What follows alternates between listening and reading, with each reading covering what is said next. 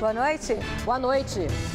Crise de abastecimento. O governador Geraldo Alckmin volta a descartar racionamento de água e diz que a medida seria irresponsável. Em meio à crise, Santa Casa de São Paulo vai ampliar pronto-socorro. Mobilidade urbana. Largo da Batata ganha bicicletário público. Política Nacional de Resíduos Sólidos determina a extinção de lixões no Brasil a partir de hoje. Aeroportos reforçam medidas e controle de passageiros na tentativa de conter a epidemia de ebola. E a beleza da festa das cerejeiras no Parque do Carmo, na zona leste de São Paulo.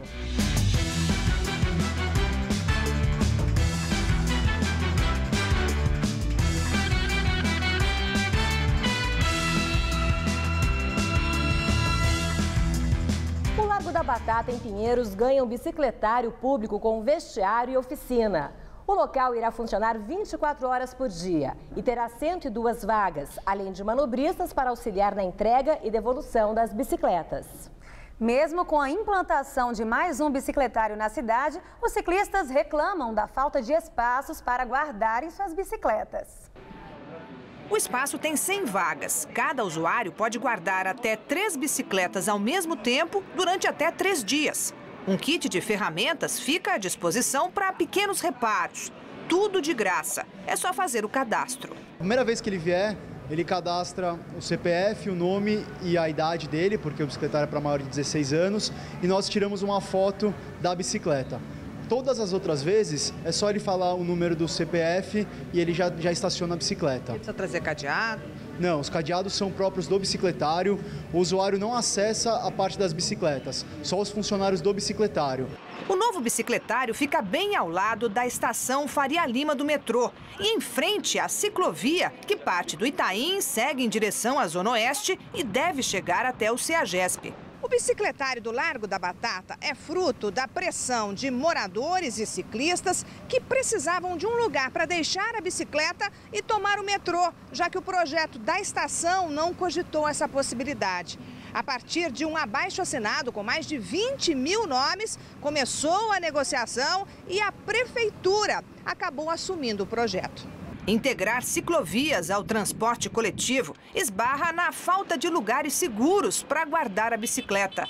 Das 157 estações de trem e metrô, só 36 têm bicicletários públicos. Para a Associação de Ciclistas Urbanos, toda a estação deveria ter um. Os horários são ruins, hoje não atende à necessidade do ciclista. O ideal é que o horário fosse o mesmo horário do metrô, pelo menos, e que você tivesse em todas as estações com quantidade suficiente de vagas, com segurança. Uma cidade como São Paulo, em que as distâncias que você percorre são muito grandes, você poder trocar a bicicleta por um outro modal é importante, e aí precisa de um bicicletário. Caio trocou o carro pela bicicleta há 1 ano, por causa do trânsito travado com os protestos de rua em São Paulo.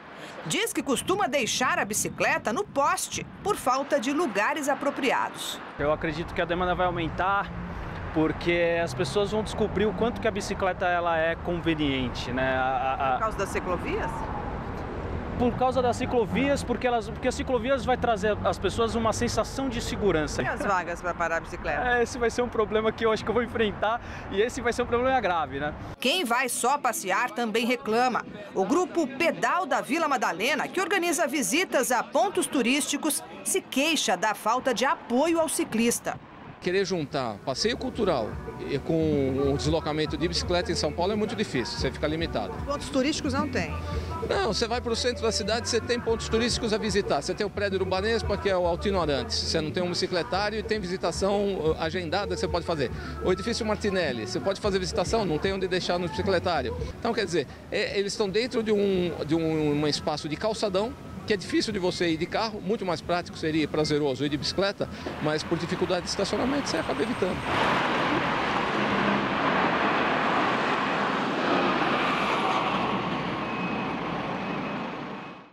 E hoje é comemorado o Dia do Nordestino em todo o estado de São Paulo, que é o destino mais procurado por quem se muda da região para o Sudeste. A data foi instituída em 1993, mas ainda é pouco conhecida. Aqui na capital, uma festa foi organizada no Vale do Anhangabaú com música, dança e feiras de comidas típicas. Além de comemorar o Dia do Nordestino, que é hoje, 2 de agosto, a festa celebra também os 113 anos de imigração nordestina para o Sudeste, principalmente para as cidades de São Paulo e do Rio de Janeiro. Quem vier aqui até o Vale do Anhangabaú, no centro da capital, vai poder apreciar as barracas com comidas típicas, além de curtir as apresentações artísticas, com músicas e danças tradicionais. A festa vai até amanhã e começa a partir das 2 horas da tarde. Para a presidente da Associação dos Nordestinos do Estado de São Paulo, a data ajuda a difundir a cultura do Nordeste brasileiro, que precisa ser valorizada. Francis Bezerra tem uma história semelhante à de muitos migrantes que deixaram a terra natal para trabalhar em São Paulo. Ela tinha apenas 16 anos quando se mudou para a capital paulista com seus 3 filhos, fugindo da violência do marido. Aqui, enfrentou preconceito, justamente por ser nordestina. Conseguiu se formar em Direito e hoje é também jornalista, poetisa e escritora. O nordestino, ele é aventureiro. Ele tem um desejo aventureiro, egoísmo aventureiro, de dias melhores, de dar o melhor para a família, de prosperar. E isso aconteceu comigo, com vários nordestinos que foram engraxates de sapato, hoje são milionários. Nordestino que aqui chegou e vendeu limão e hoje é milionário. Saí do Maranhão e fui para o Ceará. Do Ceará, voei aqui para o Sudeste, de onde não quero sair nem morta. Bati da sandália à poeira e aqui cheguei. E se um dia eu morrer, deixem que meus ossos aqui reposem, porque do outro lado eu vou continuar o voo da triste e solitária gaivota. Hoje a festa de tradições nordestinas no Vale do Anhangabaú vai até às 9 da noite. Amanhã acontece das 2 da tarde às 9 da noite. Em meio à crise, Santa Casa de São Paulo vai ampliar o pronto-socorro. A instituição conseguiu autorização do Ministério da Saúde para ampliar a capacidade em mais de 60%. E com isso receber da União um repasse adicional anual de R$ 5.700.000. O serviço de urgência e emergência do maior complexo hospitalar filantrópico da América Latina ficou fechado por 30 horas na semana retrasada por falta de recursos para a compra de materiais.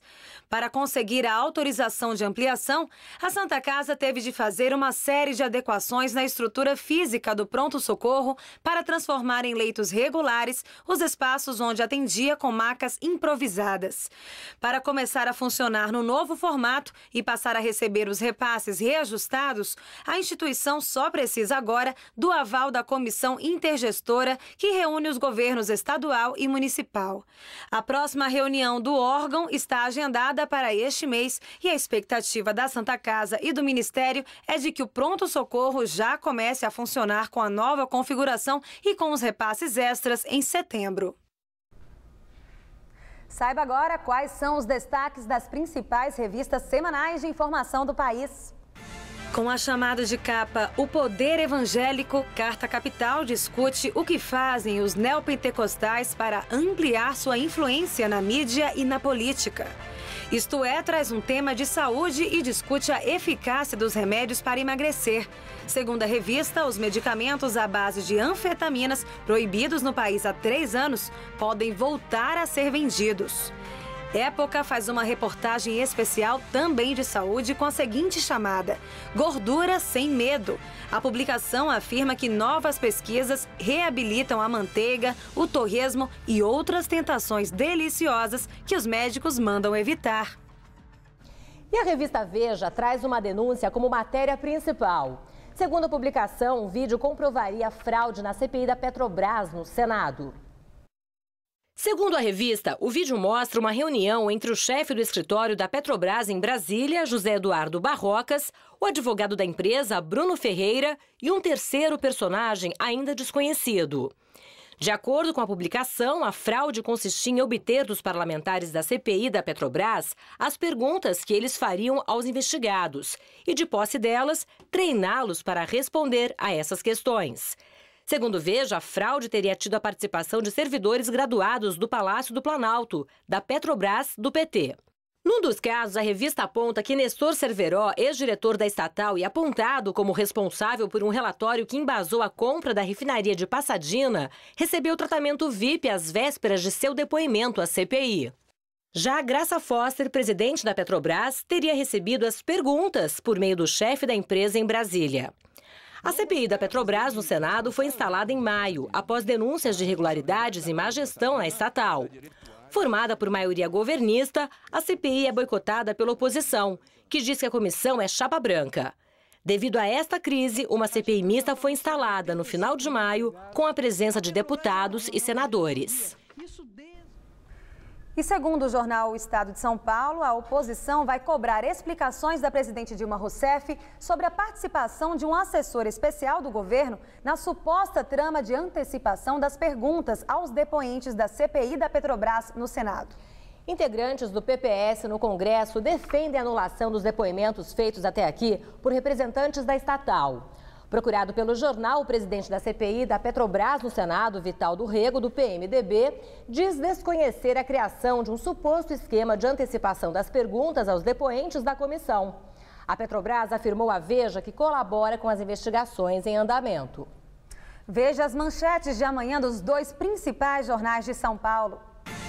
Folha de São Paulo. Dilma lança PAC 3 sem concluir 30% do PAC 1. Segundo o jornal, há atrasos e projetos refeitos entre as principais ações do programa de infraestrutura. O Estado de São Paulo. Suplentes de senador são os candidatos mais ricos. De acordo com a publicação, o patrimônio dos concorrentes ao cargo é, em média, 15 vezes maior que o do total de registrados na eleição. Legislação prevê o fim dos lixões no Brasil. A Política Nacional de Resíduos Sólidos determina a extinção desses locais a partir de hoje. Sancionado em agosto de 2010, o texto determina ações como a extinção dos lixões do país, além da implantação de reciclagem, tratamento do lixo e coleta seletiva nos municípios. Pela lei, a partir de amanhã, as prefeituras com lixo a céu aberto podem responder por crime ambiental, com aplicação de multas de até 50 milhões de reais, além do risco de não receberem mais verbas do governo federal.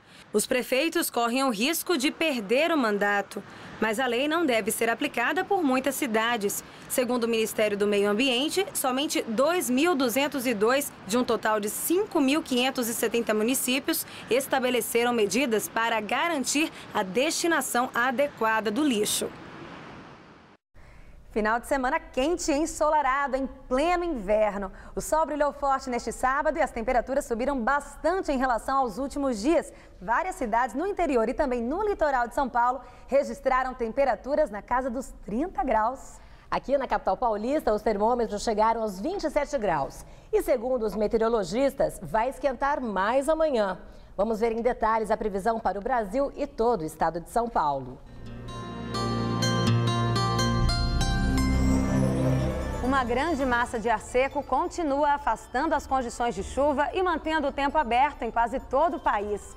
Só há previsão de chuva no extremo norte do Brasil, no Rio Grande do Sul e na costa leste do Nordeste, o que refresca o calorão de cerca de 28 graus em João Pessoa, 30 em Aracaju e 32 em Fortaleza.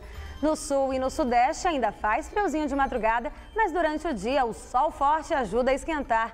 A máxima chega aos 28 graus em Florianópolis e aos 33 no Rio de Janeiro. No estado de São Paulo, não há muitas mudanças previstas. O ar continua seco, não chove e o domingo será ensolarado em todas as regiões. Ainda faz frio de madrugada, mas à tarde as temperaturas disparam e ultrapassam a marca dos 30 graus em todo o centro-oeste paulista. No centro-norte, calorão também de 31 graus em São José do Rio Preto e na região de Bauru. Aqui na faixa leste, os termômetros batem na casa dos 30 graus em Caraguatatuba e também em Santos.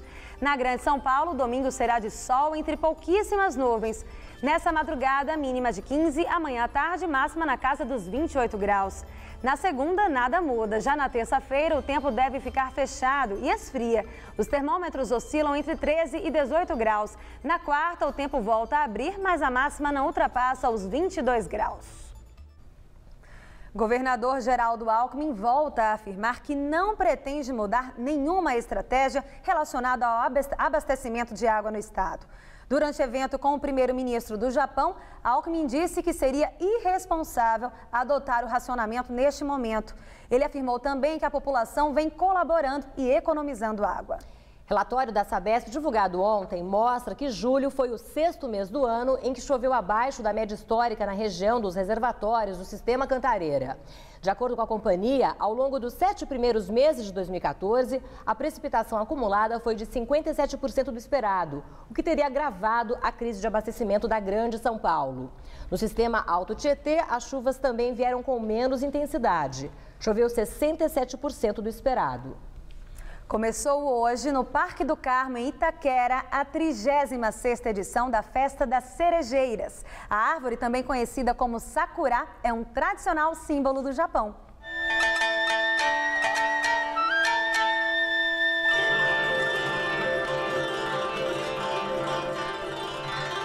Flores de cerejeira, típicas da primavera em pleno inverno.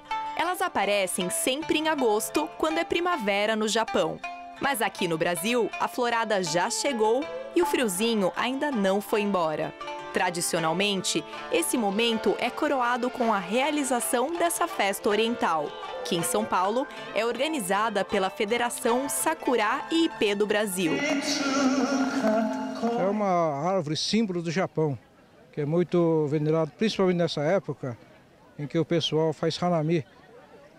Reúne-se debaixo da árvore, né? Empresas, escola, família. É um sentimento que o povo japonês tem muito profundo sobre essa árvore. A florada das cerejeiras ocorre uma vez por ano e dura apenas 15 dias. Por isso, as pessoas aproveitam esse valioso momento para praticar um ritual conhecido como hanami, que significa olhar as flores em japonês. É um momento de contemplação da natureza e de relaxamento. O hanami é para celebrar a chegada da primavera e a renovação da vida. As primeiras mudas de cerejeira do Parque do Carmo foram plantadas pela comunidade japonesa na década de 70. Hoje, há mais de 4.000 árvores no local.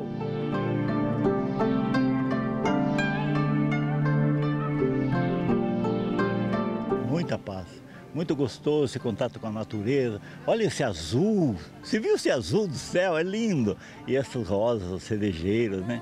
A cerejeira não é apenas um belo atrativo aos nossos olhos. Com a folha da árvore, é possível preparar o doce Sakura Mochi. A massa, por fora, ela é feita de farinha, polvilho, corante vermelho, né? Elas fazem ali naquela chapa. Depois vem para cá e nós vamos envolver com o doce de feijão, que é o recheio. E depois envolvido pela folha do sakura. Na festa, o público também pode se deliciar com pratos orientais como yakisoba, tempurá, temaki e ainda aproveitar apresentações de dança e música folclórica japonesas. Agora está tocando bastante música japonesa, só que bastante senhoras brasileiras também estão dançando, né? Partilhando felicidade com todo mundo. Eu acho muito maravilhosa. Além das cerejeiras, quem também chamou a atenção dos visitantes do parque hoje foi a primeira-dama do Japão, Aki Abe, que estava visitando a festa pela primeira vez.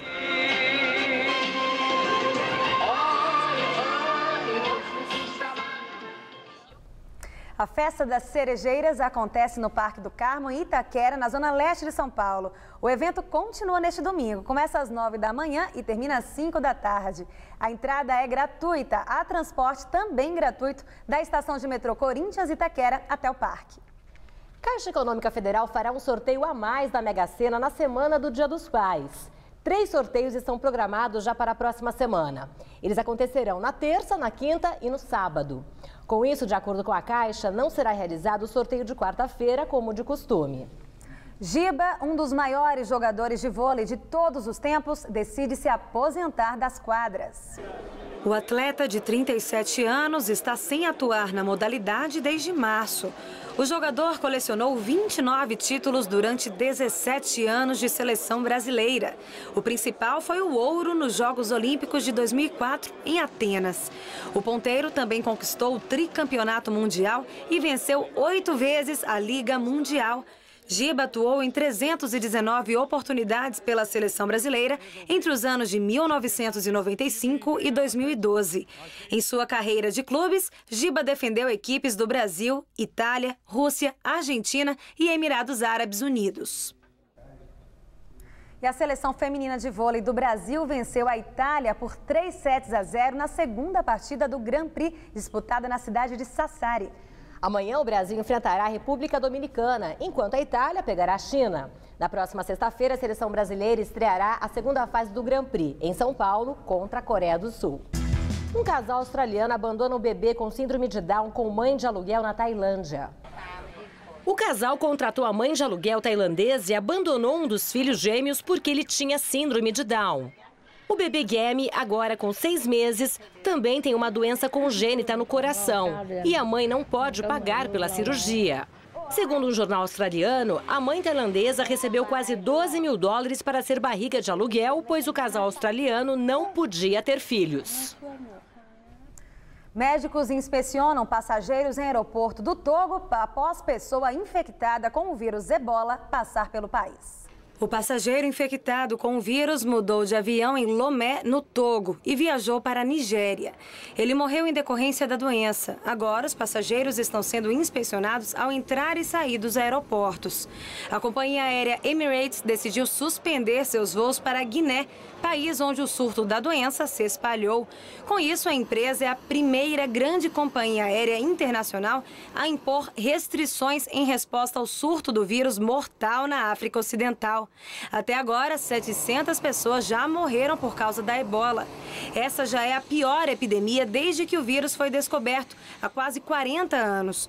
Ontem, a Organização Mundial da Saúde emitiu um alerta afirmando que a doença está fora de controle na África.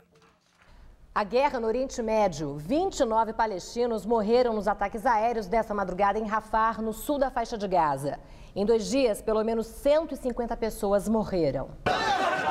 Apesar da trégua humanitária de 12 horas, que entrou em vigor hoje, Rafah teve 2 dias de intensos bombardeios. Militantes do Hamas mataram 2 soldados israelenses em uma emboscada perto da cidade, o que fez com que acontecessem novos bombardeios no local. O governo israelense acusou o Hamas de violação do cessar-fogo, enquanto o grupo atribuiu o rompimento da trégua a Israel. Em Gaza, os bombardeios durante a noite destruíram uma mesquita, a Universidade Islâmica de Gaza e várias casas. Autoridades de todo o mundo continuam se pronunciando sobre o conflito em Gaza. O secretário-geral da ONU, Ban Ki-moon, exigiu a libertação imediata do soldado israelense que foi capturado em Gaza. O rei Abdullah, da Arábia Saudita, afirmou que o conflito é um crime de guerra e está criando uma geração de pessoas que crescerão para rejeitar a paz. A Unicef afirmou hoje que quase 300 crianças já morreram por causa dos conflitos em Gaza. O número de palestinos mortos já passa de 1.600. Explosão em fábrica na China mata 68 pessoas. Outras 150 ficaram feridas. A explosão aconteceu de manhã na cidade de Kunshan. A fábrica produzia peças de automóvel para montadoras americanas. Investigações preliminares apontam que a explosão foi provocada pela poeira produzida pelos trabalhadores, que no momento do acidente poliam metal a alta temperatura. Em Taiwan, sobe para 25 o número de mortos em explosão. O acidente aconteceu na quinta-feira à noite. As explosões foram causadas por vazamento de gás. Soldados continuam os esforços de limpeza do local. O presidente do país, Ma Ying-jeou, visitou a região do acidente e disse que medidas devem ser tomadas para evitar outras tragédias como essa. Guarda costeira italiana resgata mais de 260 imigrantes ilegais que tentavam chegar ao país em barcos superlotados. Os imigrantes vinham principalmente do Afeganistão, Síria e do Iraque. Eles foram levados para o porto de Rocella, na Calábria. Só neste ano, a Itália já resgatou mais de 85 mil imigrantes ilegais. Na Alemanha, a colisão entre um trem de passageiros e outro de carga deixou 35 feridos, 4 deles em estado grave. O acidente aconteceu ontem à noite, no sudoeste do país. Na batida, 5 vagões descarrilaram. O trem fazia o trajeto entre Graz, na Áustria, e Saarbrücken, na Alemanha. E o Jornal da Gazeta termina aqui, mas a edição de hoje pode ser vista daqui a pouco no site youtube.com/Jornal da Gazeta. Um excelente domingo para você. Nós voltaremos na segunda-feira, às 19 horas. Uma boa noite e até lá.